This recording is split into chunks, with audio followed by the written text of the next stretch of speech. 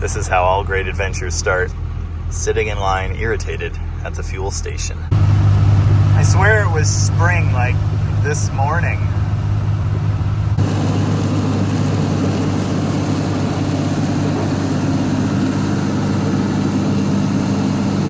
Why is the highway white?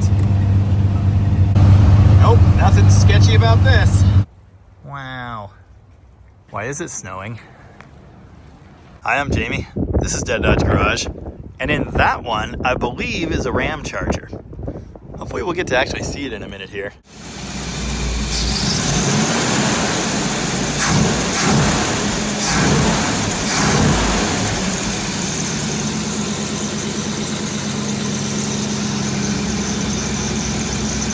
Kinda acts like a giant vacuum leak, but... Kind of sounds vacuum leaky, yeah.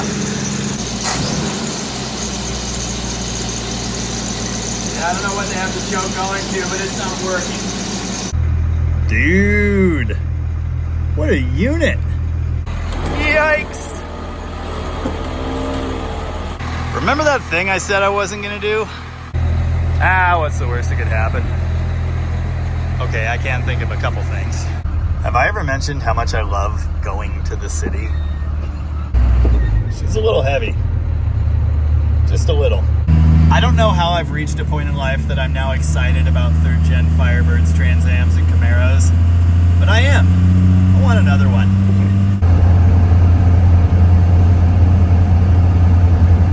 Hasn't fallen off yet. That's not good English. I did almost put it in a ditch once, slightly. Okay. Oh, this poor truck.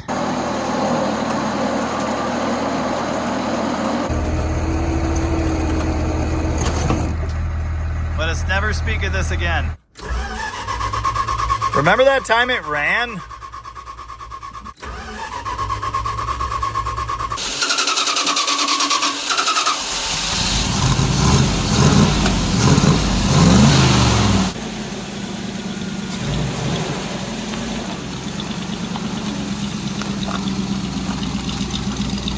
This is Connor. And this is Connor's ride home. It's going to be dark in like an hour and a half, so we should probably get on that. We just picked this magnificent unit up in Tacoma, Washington. It was listed on Craigslist. Apparently people still sell things on Craigslist. Who knew? This 1978 Dodge Ramcharger is kind of special for several different reasons. First, it's got a removable roof, which is awesome. It's really heavy though. I don't recommend you try removing it by yourself. There's some obvious touch-up spots on it, and it's far from perfect. Obviously, there's a big dent there, and there's a pretty serious rust spot here, as well as some in the floor, in the driver's side front fender, which is also smashed. These are all just normal Dodge truck things. Because it's a 1978, it has the greatest version of the tin grill.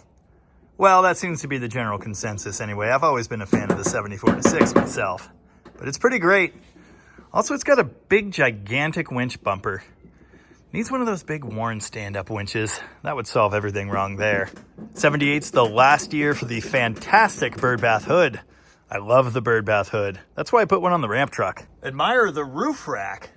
It's even got chrome rub strips up there. Kind of like the grab handles too. I've actually done videos on a couple of these trucks in the past. Gary Herger's black 440 Ramcharger, that was a very popular project on the channel. And Tom Hergert's green and white Trail Duster, which is the Plymouth version of the same exact thing. I have a question. Is the headlight switch plugged in? Under the hood, thankfully, the legendary 318. It is wearing a 364 barrel manifold and some very nice, well, formerly very nice Mopar performance valve covers. As you've heard, this truck does run. It's not necessarily the greatest. I've already made some mild improvements to the tune. It kind of sort of idled when it was warm, but it doesn't want to idle anymore. I have realized that the distributor hold down is loose, sort of thing I would do, and this coil is also not tight in its bracket. That too seems like something I would do. Admire this gigantic spare tire carrier. It's a little crusty. Oh, that helped already. Nice. Oh, PB's good stuff. Whee! This is not a factory spare tire carrier. That is the factory spare tire carrier plate. Ram. I think one of these latches works. Not entirely sure the top is on straight at the moment. Nice! This truck was previously employed by a mobile mechanic. This Craftsman toolbox is bolted to the floor. Awesome. Free jack and a breaker bar.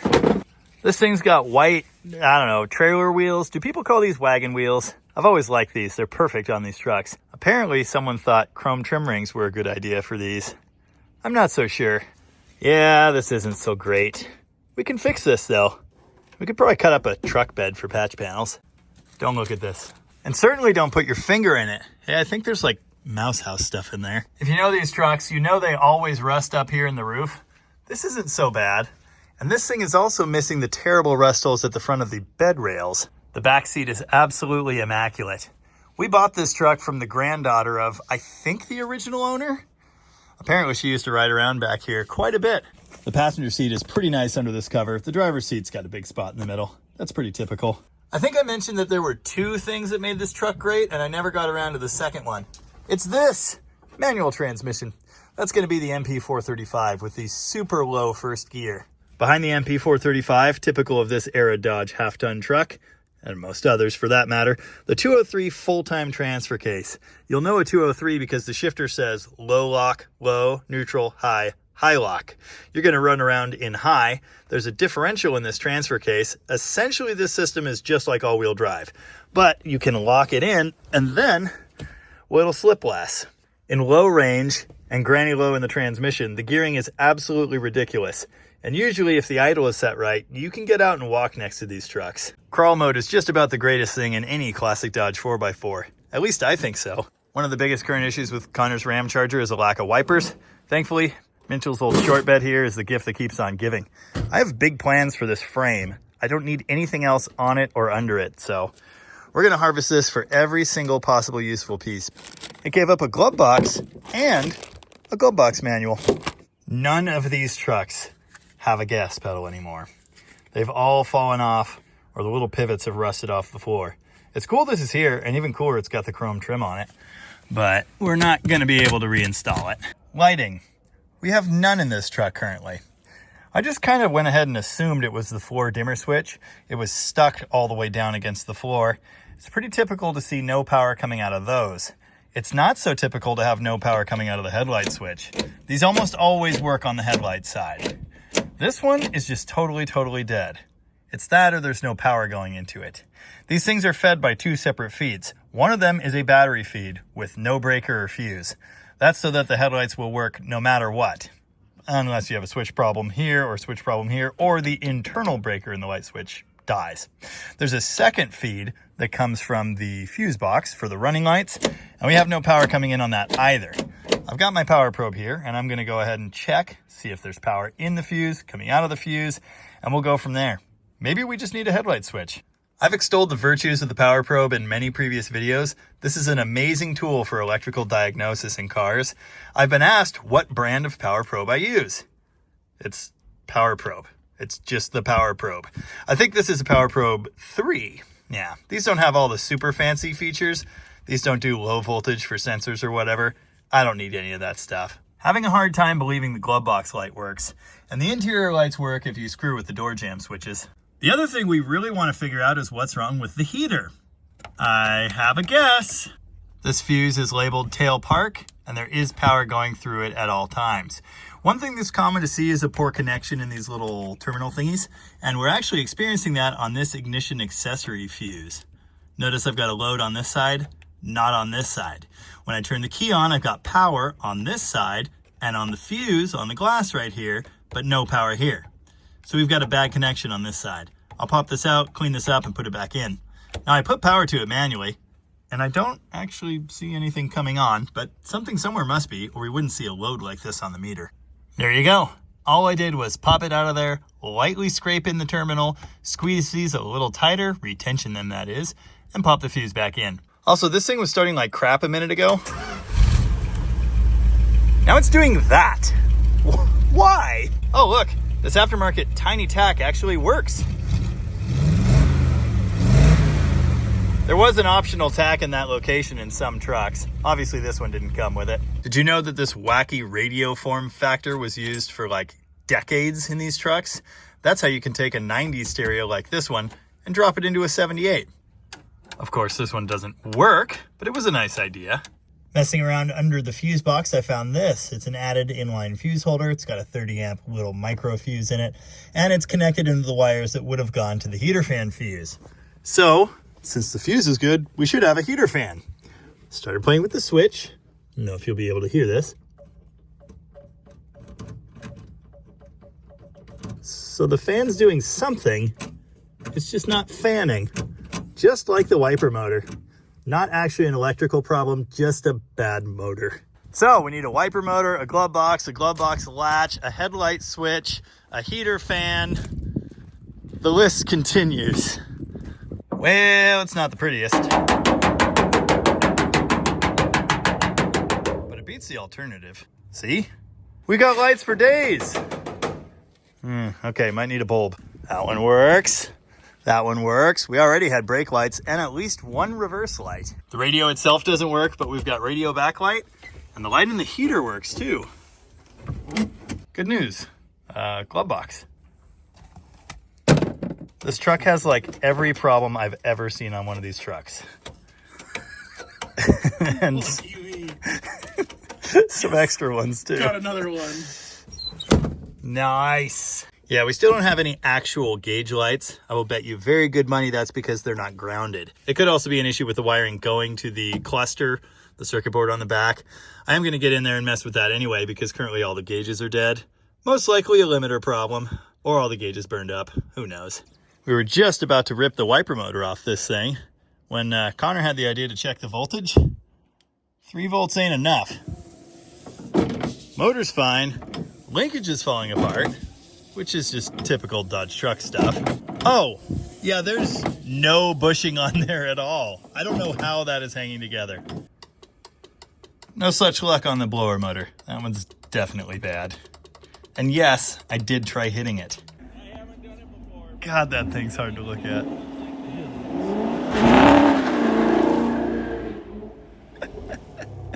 Hopefully he doesn't come back. It made little bits of smoke. It did. What kind of drugs do you have? The radiator in the Ramcharger leaks. It's all corroded and horrible. We don't really have time to deal with that right now. It seems to be holding most of its coolant, and there's at least enough in there to drive. So I'm going to leave it alone, but I am going to send Connor with this. I don't need it. These screws just hold the plastic bezel on the trucks. The screws that hold the actual gauge cluster and will ground it, they're behind that plastic, and I really don't want to take that all apart. All right, I'm going to mess with wiring for a bit. And it's raining again. Yay! Think we're going to have to pull this cluster at some point. Shaking the connector on the back made one dash light happen, but I don't know if it was the ground shifting or if it was actually in that connector or what. And it does just seem to be the one. Gotta love self-fixing Dodges. We've got both front runners now. The side markers are out, but I'll bet this fixes them. Every single time. I'm not saying I'm the greatest mechanic or anything. I just know what to wiggle and which direction. 60% of the time, it works every time. Come on, continue being alive. Cool feature on these trucks, unlike the cars, the front running lights on the fenders are blinkers too. The back light in the tack came back to life too. It glows a sweet green color. Not so much over here. If you know me, you know my favorite part of messing with these old Dodges is tuning. I'm gonna give this what I've always called the 5-minute fix. Basically, I go through and I unmess up all of the messed up settings. That's a good start.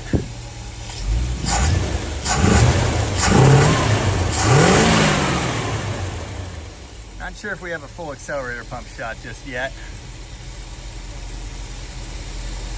Already messed with this earlier. Okay, well, I think I was close. Yeah, absolutely. Got it bang on earlier. I think they were turn and a half. Okay, now we're gonna check the timing. The sun is setting in the sky. And Connor's pulling the cowl. I gotta get the wiper arms off as well. We got the wiper switch out of the black truck. Hopefully that fixes the low voltage problem. If not, I'm gonna have to do actual work. We've got to get wipers working on this thing. That is not optional here. And I don't know if you could see it through the cowl there, but there's no bushing at all left on the wiper linkage coming off of the motor. So we're going to put 4 new bushings in this thing. Well, my random ear had put it at 18 degrees, which it really seemed to like. I backed it off to 10 for safety because pickup truck, and we'll see what that drives like. There's always a chance the timing line is not accurate. I reckon you might have found the problem there. There's a subtle difference. I did a video on these Dodge truck wiper bushings a long time ago. Basically, they shouldn't look like that. There should actually be a bushing. Anyway, I'm not going to walk you through replacing them in this video. You can go look for that if you need that info. I did learn from Alan that you can totally unbolt the pivots and work them out and pass this whole thing out in one piece. Dude! Officially a beater with a heater. Yes. Does... Yeah, it even defrosts. I need that so much. And the temp control is still hooked up. Might not actually work, but it's stuck to hot, so that's good. All right, here's where we're at. It runs minty. Haven't hooked the choke back up yet. That's on the list. We've still got to finish the wiper stuff. We're going to put the switch in the dash and hope that works. Put the new bushings on, get everything aligned. Hopefully it will then have heat, wipers, and a nice running engine. It'll still have 20-year-old tires, but that's this whole other thing. Unfortunately, it's getting late and it's super crappy and wet and terrible, and I'm kind of out of time. So I'm going to hand Conor the keys to a rental. We're going to get back to this tomorrow. Looking forward to it.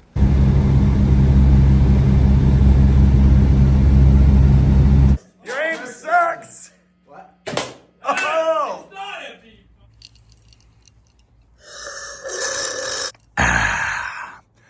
In life, it's important to have goals. Goals like, let's drive 80 miles from home through a bunch of stupid traffic, buy a somewhat overpriced, rusty, removable roof Ramcharger, and try and transform it from an abandoned project into a reliable daily driver in like 2 hours. I personally think this is very important, because if you don't have goals, how will you never achieve them? I'm not saying this was a mistake. The more I look at this truck, the more I love it. This thing is awesome. And all of the various accessories and electrical bits seem to be coming back to life. No problem. You know why they call it a birdbath hood, right? Every time. I swear, if my head wasn't attached, I'd lose it. Those 20-year-old tires I mentioned are 31s, which is just perfect. 31-inch tires and stock height half-ton Dodge trucks go together like ice cream and more ice cream. White letters out. Yep. Still not sure about those trim rings. Since it's cold this morning, I would like to get the cold starting thing figured out on this Edelbrock. Yesterday, I deactivated that choke by loosening it and spinning it all the way counterclockwise, I guess, just to flop the door open. It was much happier after that. Previously, it was not working at all, and it was always kind of rich. Kinda. The idle screws were in too far, the idle speed was up too high. It was a mess. Anyway, we're trying to get a good baseline tune going here. The choke is pretty much the last thing I need to sort. What I'm going to do is remove this choke and look in it. See, they have a coiled up spring in there, and when I was turning it, it didn't really seem like it was reacting the way it should. As you turn it clockwise, you should feel that spring tightening, and I wasn't really noticing that. So I'm going to open it up and make sure it's in one piece. If it is, I'm going to take that blue wire, which is running into the cab for some reason, cut it, and run it to the supply side of the ballast resistor out here. That's my standard operating procedure. I've done that on countless classic Chryslers and it works great. It has to be on the key side though. It cannot be on the output side that goes to the coil, because then the choke stove won't get a full 12 volts. Actually, I take that back. Because this is a 4-post ballast resistor system, and because the resistor is all the way over there, I'm going to jumper this one off of the positive key connection on the alternator. It's a much shorter path, and it'll be nice and easy. The choke didn't seem to be getting power at all, so hopefully the wire I just cut is totally dead. It's dangling back behind the brake booster. I suppose the nice thing to do would be to fish it out of there, but I can't be bothered.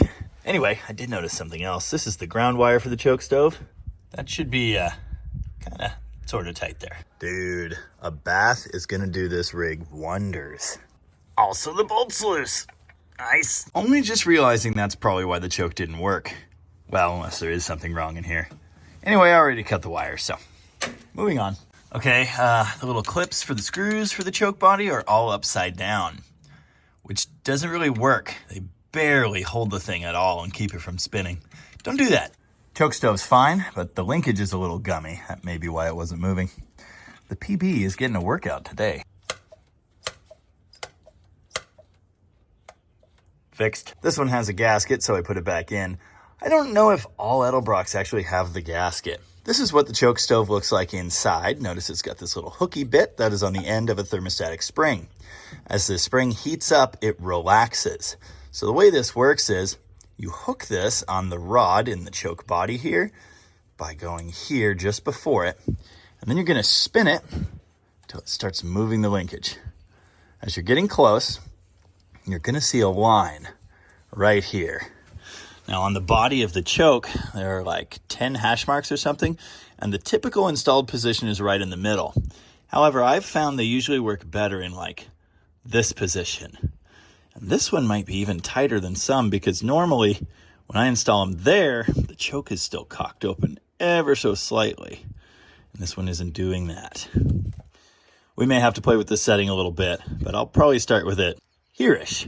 I'm pretty confident at this point that that choke stove is off a completely different carburetor. I know that hardware is wrong, but it should work. They're all relatively similar. If you know me, then you know I'm a strong believer in using Edelbrock carbs for street drivers like this.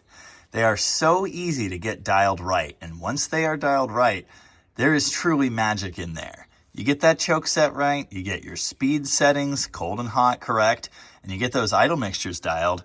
As long as your timing is right and the needle tuning is somewhere in the neighborhood, which it usually is with a stock configuration and a relatively mild engine, they just work amazingly well. The only consistent issue I see with them is boiling fuel, which leads to hard, hot starting. Other than that, they work great. Earlier in my career as a car hobbyist, I used to think these were garbage and Holley carburetors were the only way. I think I'd been reading too many magazine articles or drinking too much Kool-Aid or something. There are actually a lot of other people out there that think the same way. And they're wrong, but perhaps someday they'll become enlightened too. The cold idle screw actually moves on the linkage, so to access it, you have to do this. Kind of a pain. Ugh, my power probe got wet. Anyway, I was pretty sure that it's the red wire on the truck alternators that has key power, and I was right, so that's the one I'm going to jumper for the choke. On cars, this is generally a blue wire, as the other ignition wires are. Typically, I would preserve factory connections and I'd make a little jumper wire to add this, but this one had already been replaced with a crimp style like this, poorly. Also, the end of this wire is super crispy. I cut off what I thought was the whole crispy bit. It's crispy here too, so I've wrapped it in tape. Anyway, I put both wires together in one female spade, popped it back onto the alternator connection, and we should be good. There's been a lot of wiring repair on this thing. Also note the plastic conduit stuff. I'm not a fan of that, but as crispy as this wire is, I'm gonna leave it alone. Somehow I hit record and then unrecord. You missed the absolutely perfect first cold start. Anyway, let's see if it does it again. It was better the first time. Anyway, I've got the speed close. Cold speed could probably be bumped up a little bit. As long as the choke opens as it should, we're probably good to go. My procedure is usually a pump or two of the gas, fire it up, let it sit on the highest cold idle setting for like 5 to 10 seconds, tap it once so it'll jump down to the middle one, and then let it sit here for about a minute.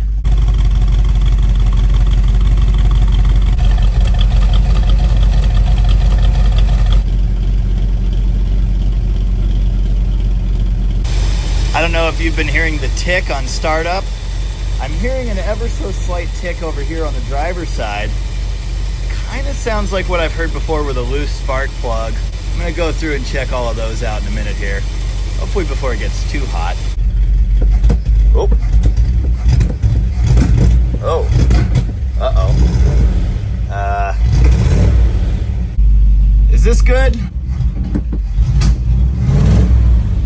Do we have a valve issue? Or fouled plug? Or what? I'm gonna check temps on all the cylinders.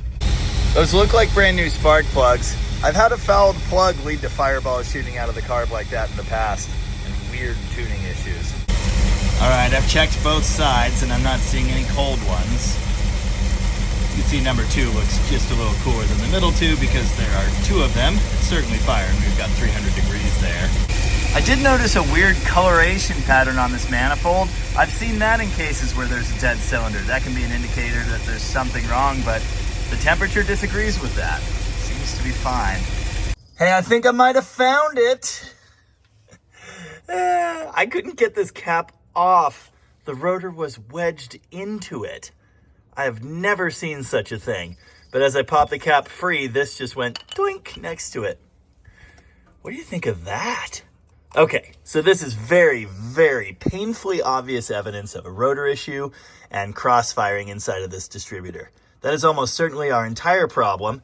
And if I can go get a fresh cap and a rotor and put them on without doing this, we're gonna be in good shape here. I did have a very nice brand new brass contact tan cap, but I put it on this car. You'll be seeing that in an upcoming video. Anyway, I might actually have to go to a store and buy one now, which seems really lame. Or I could just come back over to the local parts store and grab one for really cheap. Unfortunately, this is a cheaper cap. Not only are those contacts not brass, but they're really small. And it's got some miles on it. I'll scrape the corrosion off and this will still be a big upgrade over what we've got. You know, the unfortunate part about working on these trucks is they're tall. The good part, especially with a small block, there's a lot of room in here. So you can just become one with the engine. Makes life bearable. Where did I put the rotor? Oh, I have to crawl back out. What did I do? Oh, there it is. Obviously. I don't know if it's obvious through video, but when I'm trying to diagnose a weird issue like this, engine not running right, misfire, popping, etc., I'm going through a database in my mind of every single weird failure I've ever seen. Loose plugs, arcing wires, messed up things like that. I'm going in a list from most likely and easiest to reach to slightly less likely. If you're interested in doing this sort of work and you're just getting started, all I can tell you is check everything. When you get an unknown rig like this, take nothing for granted. Overturn every stone. The simplest of things. A rotor installed wrong, damaging a cap. A loose ground wire, etc. All of these things can sink your program, and most of them are very easy to find and solve. Obviously, years of experience and knowing where to look helps. Now to transfer the plug wires without messing them up. A good way to do this, of course, is to just transfer one by one across to the new cap. I always go by the clip locations on the cap to make sure I'm doing the right thing, and I go in a clockwise order. God, it was running that way for a while. You heard how nice it started and ran sometimes when it wasn't shooting fire out the carb. Oh yeah, if this was a Holly, it would probably need a power valve right now after backfiring like that. But it's not. It's a Carter Edelbrock, which means it's totally fine. Sitting in here is kind of hard on the knees. That should do it.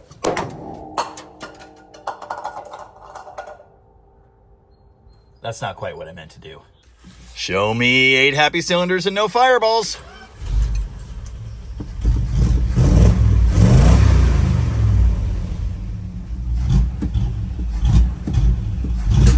Oh, okay. We might still have a fouled plug. Again, I did check temperatures and they looked pretty even. At the absolute worst, that could be an intake valve sealing issue. And that is not what we want to see here. We kind of need this thing to be a reliable daily driver later this afternoon, so pulling all the plugs and looking at them would be a good idea. You may not know this, but I can actually predict comments. And here's the comment I'm predicting right now. You should do a compression check. Did you do a compression check? How do you know what's wrong with the engine if you don't do a compression check? Well, here's what I do. I use a screwdriver or the fancy button. I turn the engine over and I listen. What I want to hear is even cranking compression. If I hear that, I can be confident there are no major mechanical issues, although an intermittently sticky valve is still a possibility. Let's listen.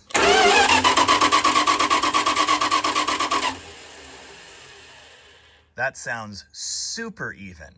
That's one of the most even cranking 318s I've ever heard, actually. Yeah, so I'm confident there is nothing major wrong there. Number 1 spark plug. It wasn't loose. It wasn't reefed tight either. Honestly, they shouldn't be super tight. but you don't want them to wiggle their way out of there. Anyway, this looks pretty decent. Hair rich, but obviously we did just cold start it and we've been sitting here idling. Strap's kicked off to the side a little bit. That's pretty typical. I don't see anything horrible here. Don't worry about the gunk I got on it when it came out. 3. Similar. Some white stuff on it. These plugs are Champion RN14YCs. Just about the cheapest spark plugs money could buy. These are getting harder to find now. My local parts store doesn't even stock them and I have to buy NGKs. I've been informed by my good friend Just Mopar Joe that Champions do not run Champions. I've never claimed to be a champion myself, so I have no problem running these. Also, I have a few sets left in stock. Obviously, these were nice new fresh plugs, but I'm gonna replace them anyway just to rule that out. This could well be the cause of our fireballs. And the messed up plug may well be down to the cap issue, so we'll see what happens here. Had to go on a side quest, and now I've got someone's grandpa in my rear view mirror. That thing is so majestic. It's truly remarkable how many of life's problems can be solved with a breakfast burrito and a hammer. A wild Allen appeared. He's got the wiper linkage coming out. Only one of these bushings still existed in this truck. Yeah, those wipers would not have lasted for long. There's your problem. I've got the even side plugs out now. They look exactly the same as the odd except reversed. Number 2 was quite a bit richer than the others. Otherwise, they look pretty good. So at this point, I don't know that fresh plugs are just going to solve it.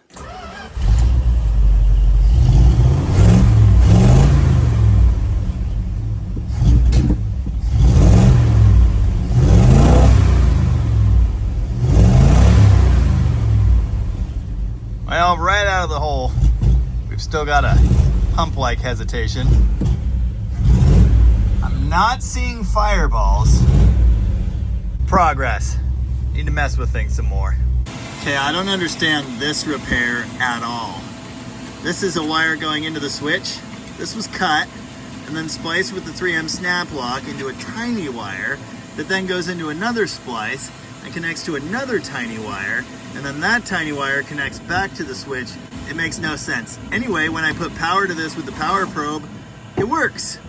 So I guess I'm gonna go ahead and cut this, put it back how it's supposed to be, and we'll see if we have wipers. 3M snap locks are useful in a pinch for jumping power off of an existing wire. They are the worst, least reliable electrical connection in the world, and I hate them. I've seen entire stereos done with these stupid things. That is not a good idea. Not having good luck throwing things today. I have known many a talented mechanic to whom 12-volt automotive electrical is like mystifying black magic. This just makes no sense. Cut a bigger wire, run it into a small wire, run that into a splice into 2 more small wires, and connect those back where the big wire was. In case we get hungry. I always insist on having a battery hold down. Your radiator will thank you. It's good insurance. This one's a little janky, but it'll do the job just fine. Due to the general nature of this project, I'm not able to capture everything that's happening. Everybody's off running errands right now, but there have been 3 of us just kind of slamming on this thing. Conor got the carpets cleaned, sort of, at least a cursory vacuum job. This could use some shampooing and some scrubbing and a lot of love, and or replacement. Because this is a Dodge truck, the carpet is also slightly structural on the driver's side. That's very typical. The cowl was vacuumed out, the linkage was all reassembled and put in there. I did test the motor by putting power straight to it, jumping around the goofy stuff on the switch, and it works. The pivots move, so hopefully when I get this wiring figured out and we solve the voltage drop problem, we will have a working wiper system here. We do have an entire truck's worth of spare wiper parts, good motor, some more pivots that don't sound any better than what's on this truck. There's a switch somewhere. We've got everything. Okay, I'm very disappointed because Alan got the door panel popped off and then just reached in the door, and with an extremely satisfying snap sound, that dent came out. There's a little scuff there and a scrape there, but that doesn't matter. That's way better. I think someone's been in here before. This shouldn't be paper.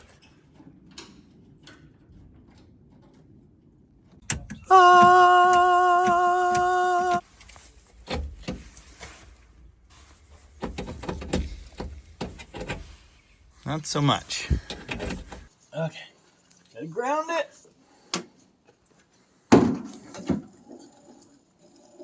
Hey, that one seems to work good. normal.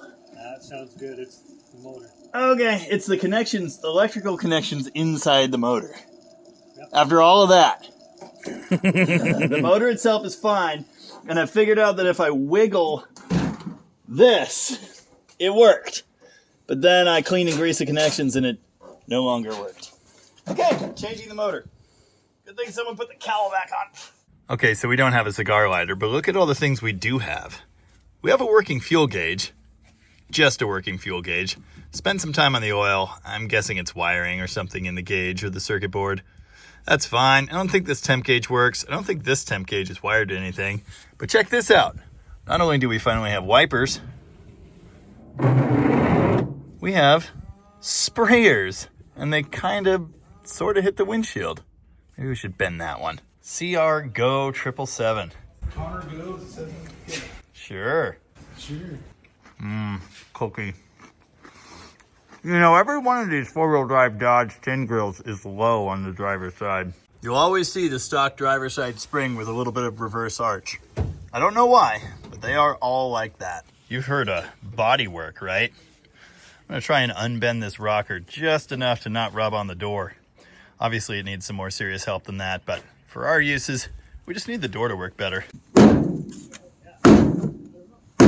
Yeah, body work. No, that didn't do anything. I stand corrected. It's actually perfect now. There you go.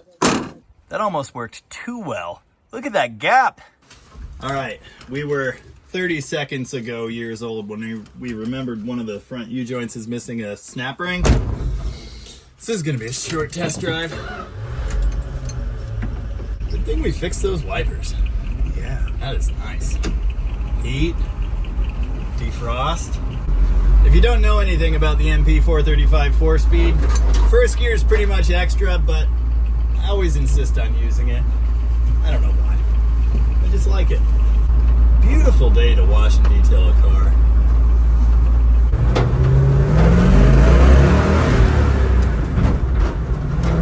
Yeah, you can feel the clunk. Sometimes third is really hard to find in these transmissions. This one's not as bad as that blue truck, but it's not great. All right, we'll take off in second like normal people. Yeah, you really don't need first at all. Hadn't tested the brakes yet. I was gonna ask. Yep, they're brakes. Wow. I don't know how this thing is geared, but that's fourth at 25 and it's almost lugging.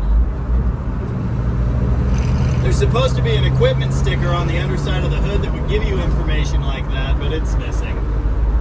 This ain't bad.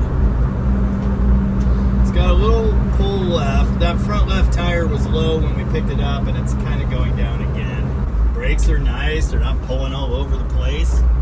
We never even checked the fluid in those.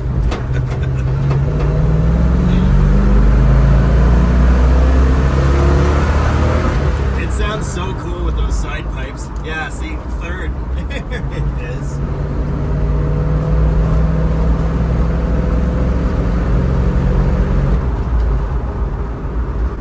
Yeah, I'd be really curious how this thing is geared. It's got less front end noise and clunking and vibrating than that 98 truck I drove recently. And that's with, again, a front U-joint trying to fall out. All right, obviously we need to tweak it a little bit. Gave me a weird hesitation, bog, refusal to accelerate when I let it out at second without goosing the gas at all. Most of the time it's fine. The gentleman did say he added some fresh gas to it. There may be some old stuff in there still. I'm not 100% sure on the timing or the timing mark. I don't know, it runs pretty nice most of the time. Ford had the Bronco. Chevrolet had the Blazer, the K5, which is an awesome machine. Us Dodge guys, we have these beauties. Or at least we did, for a brief period anyway. These did survive to the 90s, but they no longer had the removable roof at all after 79. It's actually 1980. Shh. If you've ever driven either one of these or a short bed W100 Dodge pickup, then you know how awesome they are. They're super maneuverable. You can turn them around anywhere. I could probably turn it around here twice. And with that full-time four-wheel drive system, they are absolutely abominable. It's very hard to stop one of these going wherever you want it to go. Shockingly, this one handles really nicely. I don't hear any horrible bearing noises. The engine runs pretty nicely most of the time. The MP435s are always a little goofy to shift. It's a truck transmission. Overall though, this is pretty great. We're gonna take it back to headquarters now and give it a much needed bath. That's gonna be a sweet transformation. Good news, temperature gauge works. Or it was working before we hopped in here and slammed the doors. It was reading pretty low though. I'm thinking this thing probably needs a thermostat. Come on, come back. All right, Grandpa's toolbox in the back is the most obnoxious, rattly piece of equipment I've ever heard. It is really cool though. Oh, more garbage. Cool. This ain't bad at all. I like it. Needs tires.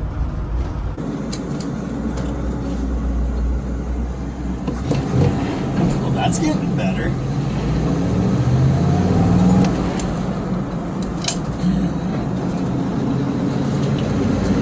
Third gear, every time.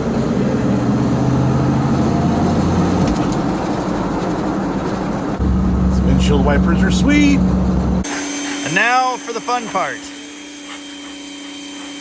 This could take a while.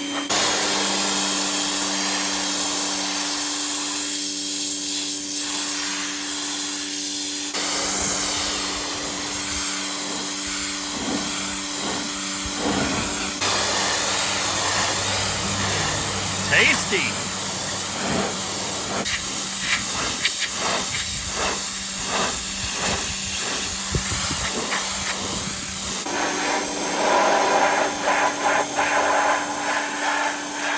He's good and thorough.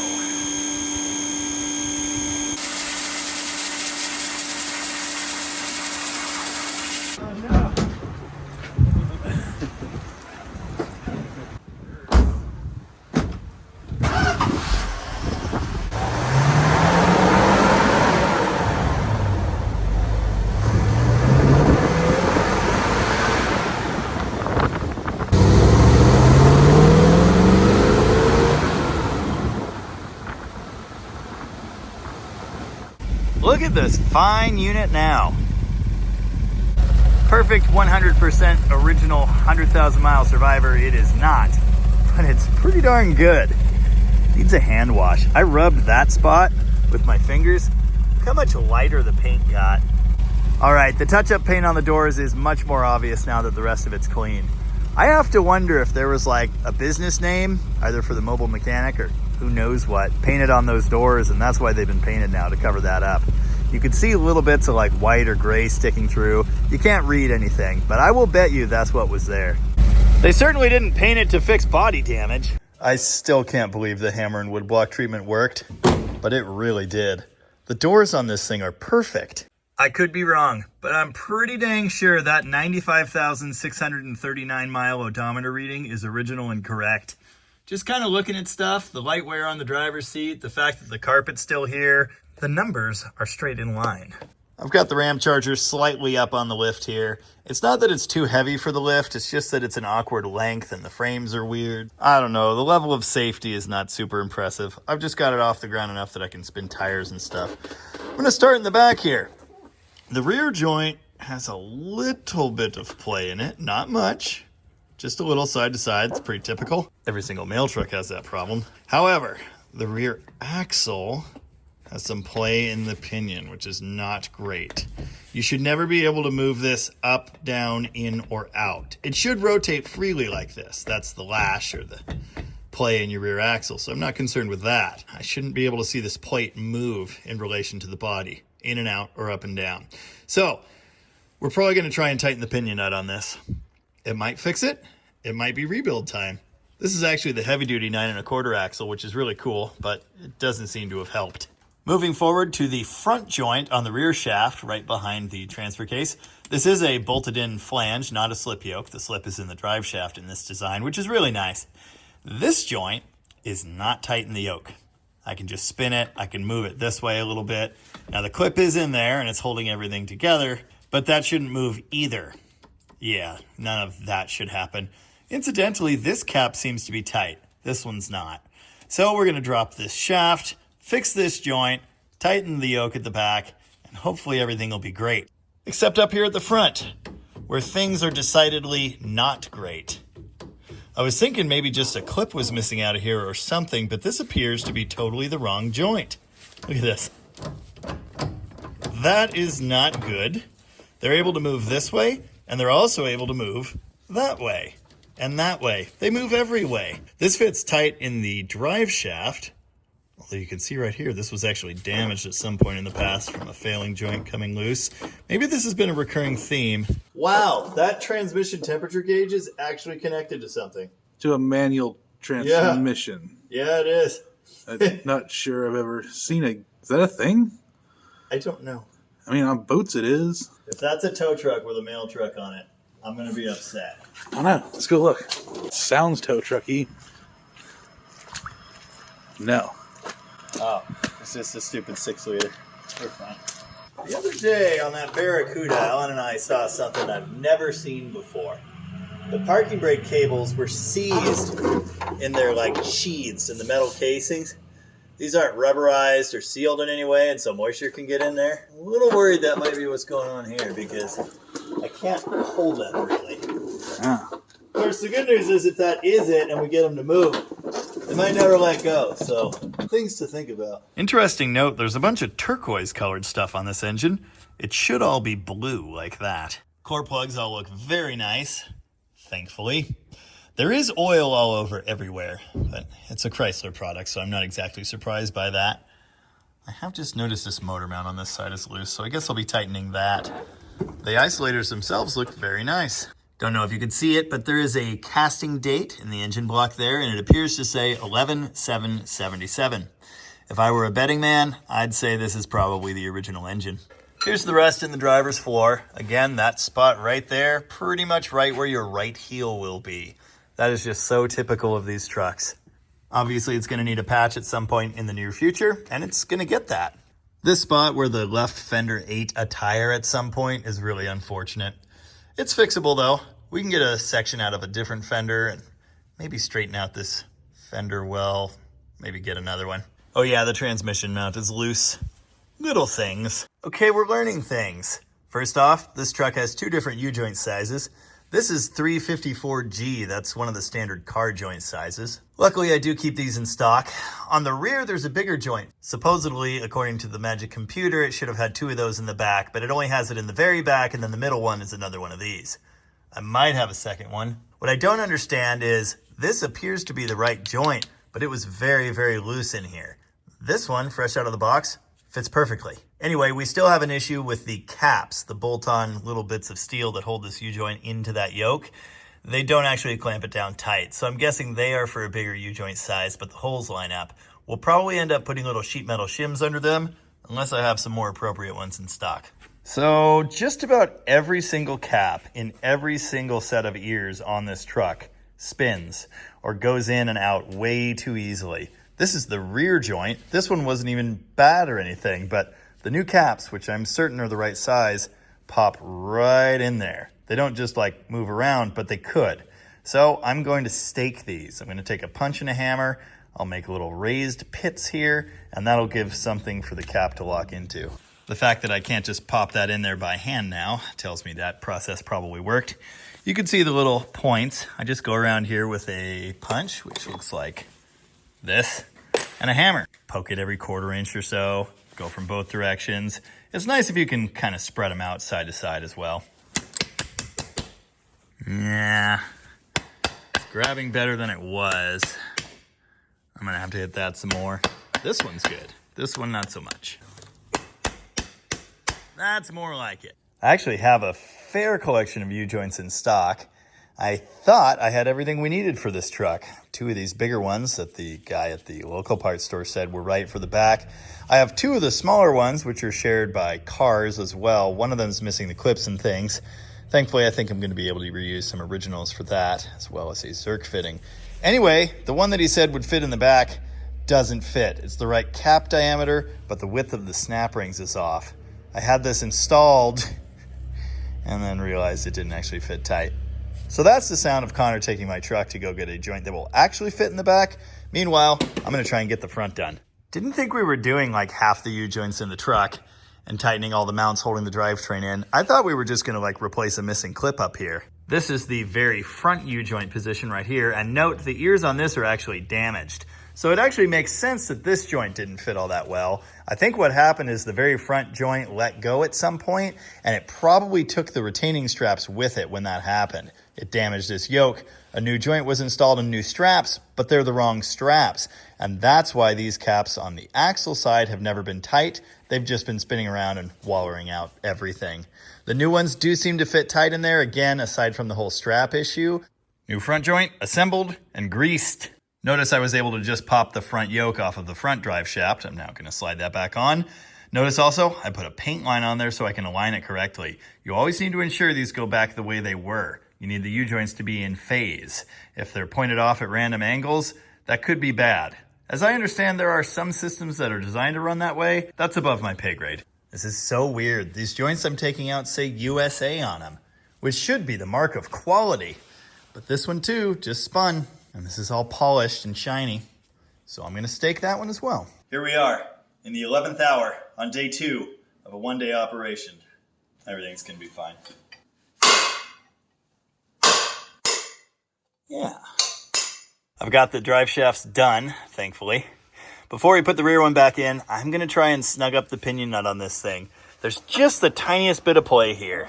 It's just enough that I'm worried. Again, there should be no movement in any direction but this one. It's not puking fluid anywhere, which is a good reminder to check the fluid. So hopefully we can just do this and everything will be fine. While checking this, I happen to notice this is actually a limited slip, which is really cool. When you turn this tire, that tire goes the same direction. Notice it doesn't go very far because the rear left brake is half locked up. So we're gonna be addressing that as well. So all I did for this is take my super chonky Milwaukee 1/2-inch impact and an 1 1/4 impact socket, and I just duggered this thing, 3 to 4 dugges at a time. Kept doing that gradually. Took about 5 bursts to get that play, which I did not like out of this. Still got a little bit of drag here. In fact, more drag than we did, but not too much. That's good. That means the pinion bearings are now actually seated in their races. I assume what happened here is someone had this apart and they didn't get the crush sleeve crushed enough. It's either that or it loosened itself as the bearings wore. Maybe? This seems real good now. Again, that play, totally normal. 9 1/4s in general seem to be real sloppy. It's just how they are. I'm good with this. We're gonna put the driveline back in. Now it's very important as you're putting in one of these U-joints with the inside snap rings to one of these yokes, those snap rings need to be facing into the yoke. That is actually what locates and centers your joint. It is absolutely essential those clips are in place and pointed the right way. This thing has them at both ends, so now I need to extend the shaft and get them all seated. Perfect. Now remember the issue we had before? This was a little bit sloppy. Very happy with that now. We'll get the straps on and tight and verify that none of the caps move, and hopefully we will be golden. On this side, the caps were tight in this yoke, but the drive shaft moved this direction. That is now fixed. It's a little while later, and I think all of our U-joint problems are over. The rear shaft went in perfectly. The front one, I had to go scare up some straps. We got some from the parts store that were extremely wrong. These are some stock ones off a 7 1/4 axle, and they fit perfectly. The caps no longer move at all, so I feel really good about that. The one thing I will say is there is ever so slightly play side to side here. It is a very tiny amount. This is like universe is better than when we started. But I'm thinking what probably happened is when the old one was dancing around in there, the clips that are supposed to locate it in the yoke were dancing around and they wore their little grooves out a little bit too far. We're gonna just go ahead and send this. I think it's fine. It's certainly much better. Transmission mount bolts, tight. So truck engine mounts are weird. The driver's side bracket goes on the back of the mount bosses, but oh, I'm blind. The passenger side goes on the front. For some reason, whoever installed this engine last decided these bolts were totally extra, and they are not even a little tight. There's a 3/8 inch gap here almost. 1 out of 3 might just have to be good enough on this guy. This sucks. I just want you to know that. And, what if I could do this, maybe? Ow. Hey, helpful life advice for everyone. When you buy a rig, check the lug nuts.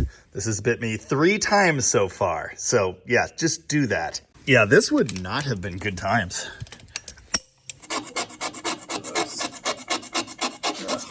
It's getting all over me.